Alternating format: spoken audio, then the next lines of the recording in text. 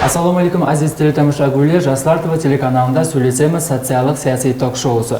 Демек көрсетуіміздің бүгінгі санында біз өз басымшылықпенен құрылған тұрақ жайларға мүлік құқығын беру тәртіптері, сондай-ақ бұл бағдарда бұқаралар үшін жаратылған имканияттар һәм шарайттар хақында сөйлесеміз. Демек экран алдына жақынырақ отырып алың, біз бастадық. Әрдайымдай студияда журналист Мұхтар Умбетов.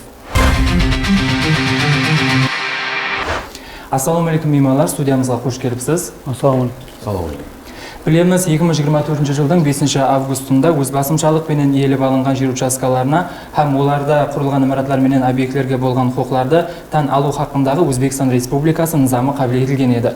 Келін көрсетуіміздің тәртібінде осы низам хақында толығырақ сөйлесіп өтсек. Бұл низамда көрсетіп өтілгендей, сол республикамыздағы аймақтардағы махалла кесімінде басқыш қатлау өткізу белгілеп көрсетілген.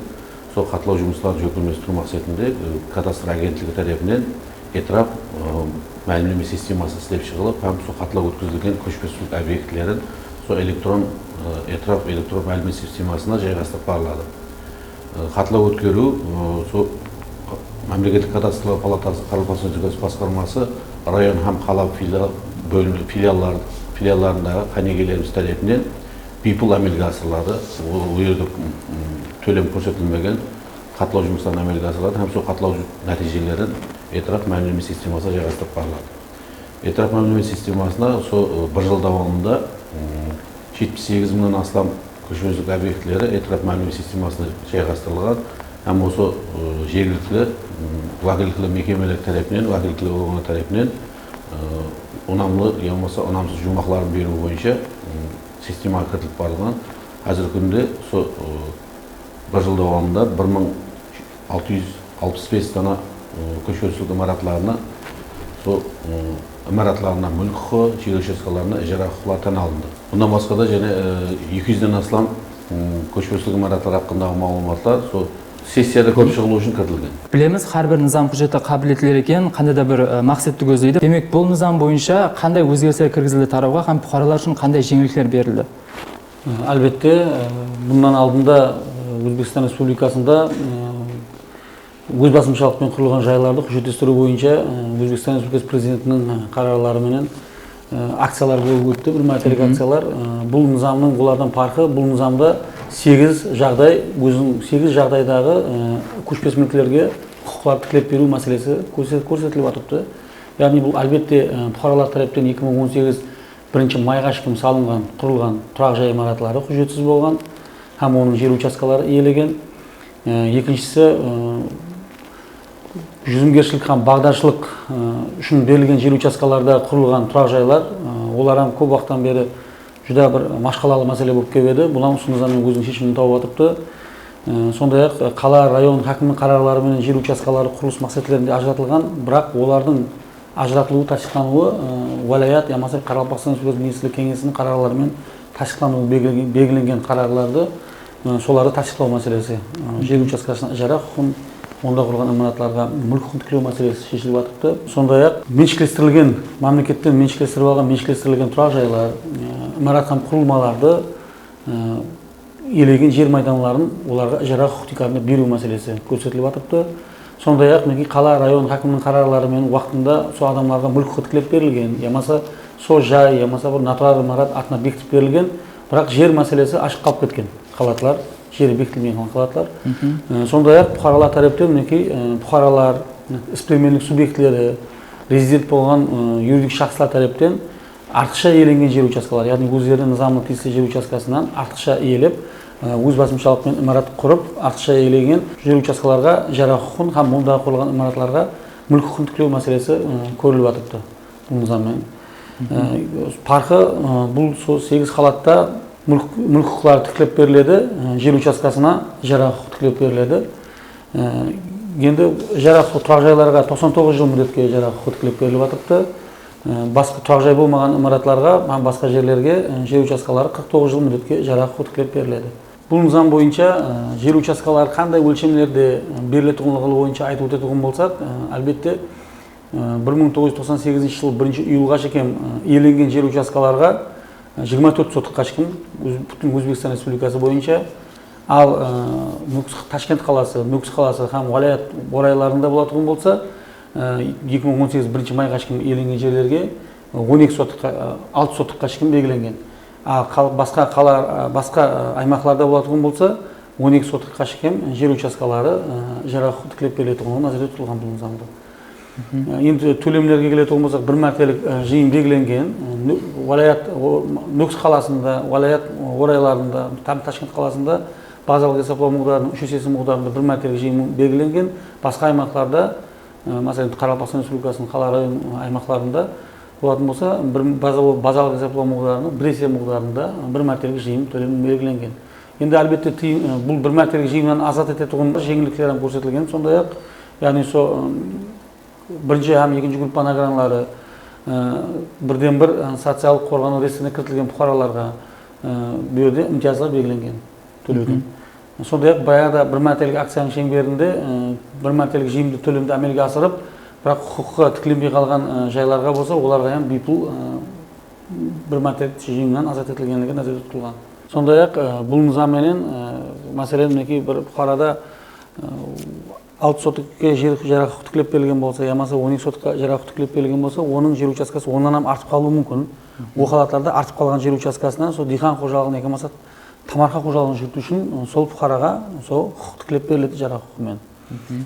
Сондай-ақ мінекей бұрын бір мәртелік акциялардан парқы бұл нызамның ауыл қожалығына мөлшерленген жер учаскаларда құрылған жайларға һәм ауыл қожалығында мөлшерленген жер учаскаларда тайпасы, мәселен, суғарылатын жерлерде жайласқан болса, жай дәстеп оның тайпасы өзгертіп алады. Егер суғарылатын жерден басқа жерлер, ауыл қожалығының басқа жерінде жайласқан болса, онда сол нызамға муафиқ құқық тікілеп беріліп кете береді. Сол құқық тікілеп берілгені хақында қарар, сол жердің тайпасын өзгертуге тикар болып кете береді. Сол жүда бір айрықша етіп белгіленгенлігі жүда әммеге мақұл болып деп есептеймін. Білеміз, ұсынге шекем көптеген өз басымшылықпенен құрылған тұрақ жайлардағы бұқараларға мүлік құқы берілді. Мәселен, білуімше 2018 жылға шекем құрылған тұрақ жайларға. Демек, 2018 жылдан алдыңғы өз басымшылықпенен құрылған тұрақ жайлардың өмірі қандай болады? Оларға қандай шара көріледі? Енді нызамда өзі анық қатаң етіп белгілеп кеткен. 2018 жыл 1 майға шекем құрылған құрылыстарға құқық беру итарап етіліп кеткен, тан алынған. Егер де 2018 1 майдың бер жағынан құрылған құрылыстар болса, ол нызамда және белгілеп кетілген, өз басымшылықпен құрылған құрылыстарға нызамда белгіленген тәртіпте шаралар қолдау белгіленген. Яғни 2018 1 майдың бер жағында құрылған құрылыстар қазіргі әмелдегі нызам оларға көре шара қолдау уәкілдігі бар кадастр агентлігінде. Кадастр агентлігі әзір күнде район қала бөлімдері тарапынан нызам қабыл етілгенде бір жыл болған болса да, бүгінгі күнде әзір күнде 3900-дан астам өз басымшылықпен иелеу жағдайлар анықталды. Соның ішінде 1400-дан астам құрылыс құрған жағдайлар бар. Құрылыс құрғанлар нызамлар бергенде әкімшілік жауапкершілік хақында кодекстің статьясында 60 статья 3 бөлімі тек әкімшілік жарima қолданылмақта. Құрылысты бұздыру бойынша белгіленген мүддетті ықтияри бұзбаған шахстарға мәжбүри тәртіпте бұздыру бойынша суд ұйымдарына дауарызға кіртілмекте. Жоғарыда конституцияда айтқанына қосылатын болсақ, мағлұматларда бұл жерде өз басымшылықпен иелеп алынған жер учаскалар hamda құрылмалар deyilgende hamma құрылмалар кіре бермейді өз басымшылықпен. Оның сол құқықтан алынатын имаратлары бар, һәм құқықтан алынмайтын жағдайлары бар. Мәселен, қорғану зоналарына құрылған болса, жағым каналлардың бойларына, экологический қорғану зоналарының бойларына құрылған болса, болмаса әрбір газ тармақлары дейміз, электр тармақлары дейміз, сондай байланыс линияларының тармақларының қорғану зоналарына кіріп қалған объектілерге бұл құқық тәсір етпейді. Сонымен бір қатар айту керек болған айрықша несі 2018 жылы 1 майға шейін құрылған болуы керек.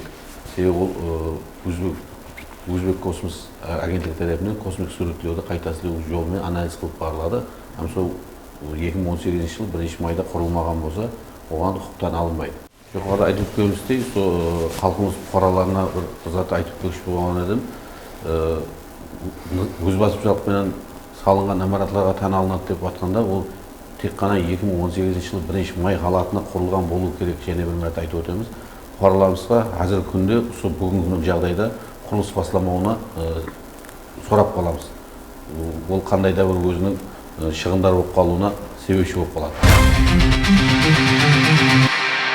яғни низамга муафик артыкча ээленген жер участкалар һәм монда курулган имарат һәм курулмалар делингенде, бу жерде албетте артыкча ээленген жер участкалар һәм монда курулган имаратлар 2018 1 майга чейин ээленген болуу керек һәм монда имараттар 2018 1 майга чейин курулган болуу керек. Сондай-ак, сол артыкча ээленген дегенде бу жерде тек жеке тартиптеги турак жайлар эмес, балким сплеменник субъектлеринин натурал турак жай болмаган максатта пайдаланып аткан имаратларынын ham артыкча ээленген жер майданлары һәм онда курулган имаратлар назарда тутулуп атыпты. Бунда тикарынан өлчөмлөрү артыкча ээленген жер майданларга барыбир сол белгиленген мугдардан, ягни Нүкс қаласында 2018 1 майга чейин 6 соток мугдарында, ал 98 жылга чейин боло турган болса, сол 24 соток мугдарында белгиленип атыпты. Кала районларында болса 12 сотокка чейин белгиленип атыпты. Бу жерде сол артыкча ээленген дегенде албетте имарат курулган болуу шарт. Ичинде артыкча ээленген бош жер эмес, бул жерде ээленген һәм имарат курулган болгон факты болуу керек. Бул факттер албетте Өзбекстан Республикасы космос агенттиги тараптан тасдикталып берилди һәм онун тасдиктауына карап Карабахстан Республикасы Адилет министрлигинин тараптан жумак кабылданат. Соң бул артыкча ээленген жер майданларга хукук тиклөө маселеси көп чыгылат. Сондай-ак артыкча ээленген жер майданларга төлөмдөр мугдары өзгөчө коюлуп атыпты. Ягни бу жерде сол базар бахасынан келип чыгады артыкча ээленген жер майданларга. Сол базар бахасынан келип чыгып, оган төлөмдөр белгиленет. Албетте бул төлөмдөр фукараларга калай жеткирилет? Бул төлөмдөр фукараларга хамма комиссиялардан өткөндөн кийин, унамлуу чечимдер кабылдангандан кийин, сол сессияда көп чыгылмастан алдын, сол этрaf системасынын оператору болгон кадастр агенттиги тараптан телефон номерлерине сообщение, яғни хабарландыруу аркылуу көрсөтүлөт. Төлөнөтүн счет номери берилет, хисап бети һәм төлөнөтүн төлөм мугдары көрсөтүлүп, телефон номерлерине сол сообщение сыпатында барат. Со азыр катлоо алып барып аткан убакта фукараларыбыздан сурап калар едик. Соң катлоо давамында со анык пайдалана турган телефон номерлерин, кол телефон номерлерин көрсөтүү керек. Яғни биздердин балаларыбыз, канегелерибиз сону катлоо давамында алып өтөт телефон номерлерин. Демек, бүгүнкү күндө бул низам хакында, ямаса осы тараудагы жаңылыктар хакында фукаралардын хабардарлыгы кай дәрежеде? Фукаралардын хабардарлыгы тикарынан биздерде кадастр агенттигинин расмий веб-сайтында бул баскычтардын реже график деп айтамыз, яғни реже графиктин кайсы махаллеге кандай убакта катлоо өтөтүгүн анык көрсөтүлген. Сондай-ак бунун реже график хакында маалыматлар ар бир өзүнүн жасап аткан махаллесинин дагаза мүйүшүнө кыстырылып коюлуу низамда назарда тутулган. Яғни һәм башка да социал тармаклар аркылуу бул низамдын хабарландыруу берилип атыпты. Яғни бу жерде көп фукаралар мурожат кылып атыпты. Биз каерге арза менен мурожат кылуубуз керек, каерге мен арза кылуум керек деген албетте мурожатлар бар, жок эмес. Бирок бул жерде эч кандай мурожат болмайды. Багана айтып өткөндөй, бипул катлоо өткөрүлөдү. Биздерде филиалларыбыз тараптан, канегелерибиз тараптан реже графикке тикар сол махалледе баскычпа баскыч үймө-үй кирип катлоодон өткөрүлөт. Республиканын хамма районларында өткөрүлөт. Хамма районларында бир өткөрүлөт. Демек, сорунда жана бир суроо бар. Эгер өз басымчалык менен ээленген турак жай низам тикарында бузулуу керек болсо, айнысы турак жайдын ээсине кандай да бир жеңилдиктер колдонуладымы?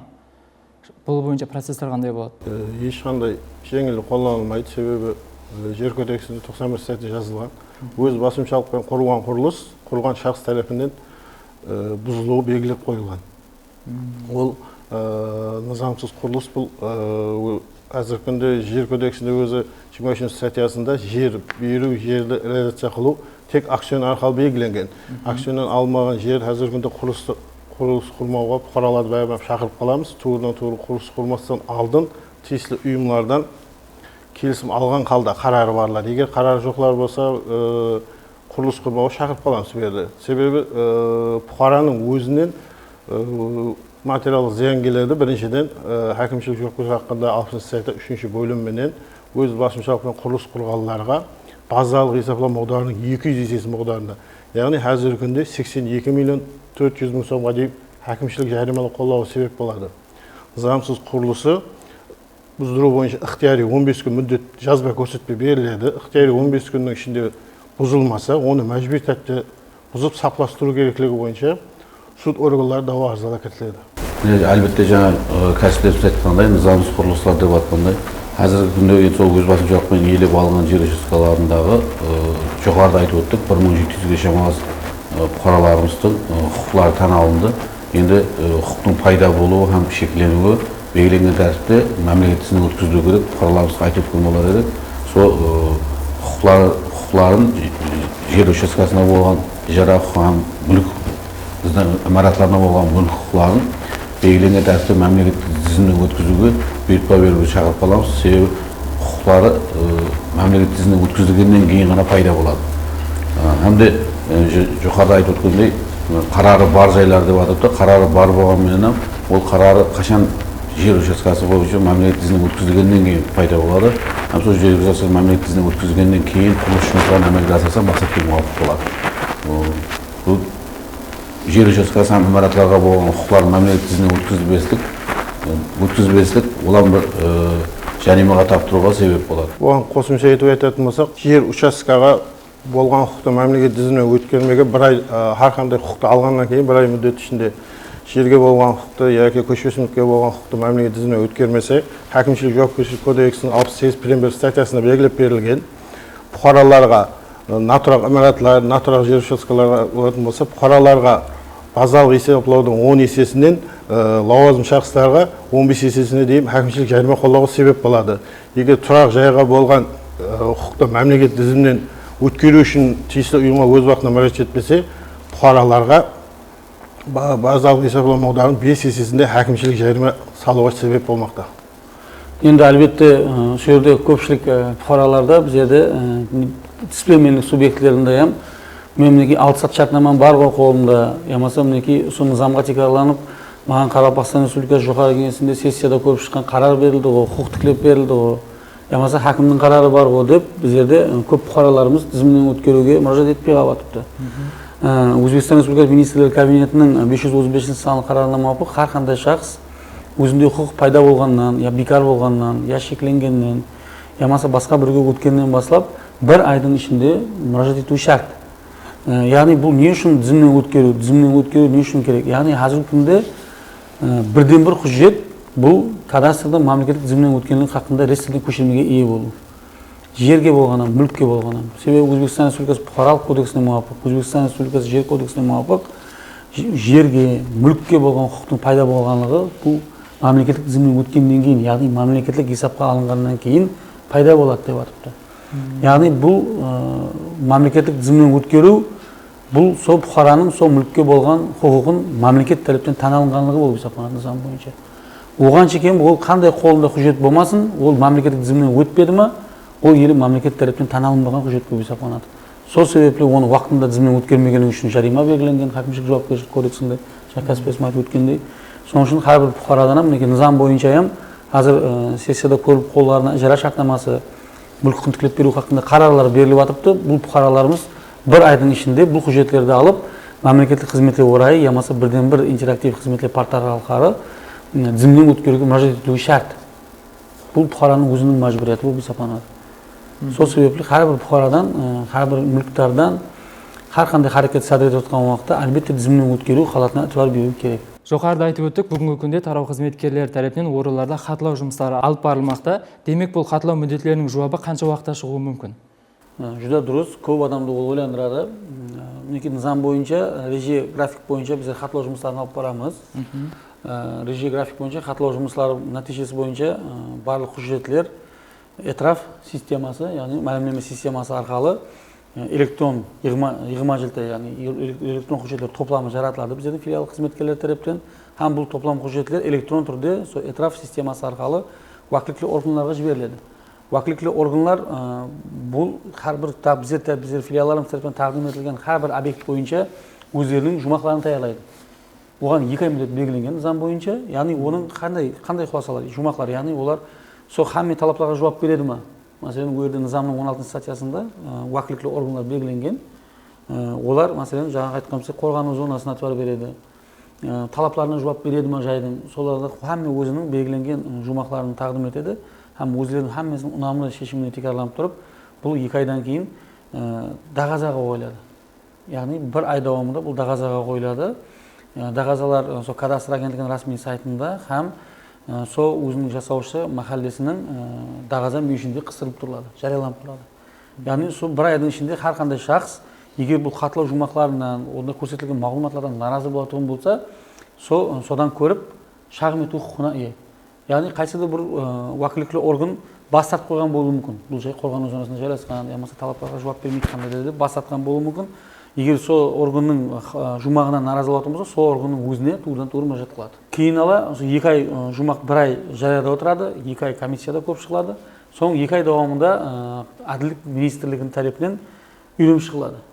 Яғни ең соңғы бұл жерде шешімді әділдік министрлігі һәм уәкілетті органлардың жұмақларын көріп шығып, һәм космос агенттігінің суретлерін көріп шығып, сол жайдың қаншасына құқық тікілеп берілетіндігі, қанша жер майданға құқық тікілеп берілетіндігі хақында жұмағын таярлайды, һәм сол жұмағын әлбетте жаңағы айтқанымыздай сессияларға кіртеді.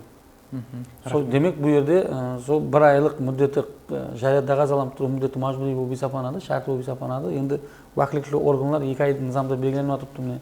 Әділдік министрлігінде 2 ай мүддет белгіленіп жатыпты, бірақ ол мүддетлер қанша тез көріп болуы өздеріне байланысты ізбезілігі бойынша. Сол себеплі кемінде сол бір жай мүддетлері соған жараса, мәселен 4 ай, 3 ай, 4-5 айларда құқық тікілеп берілу мәселесі көрілуі мүмкін.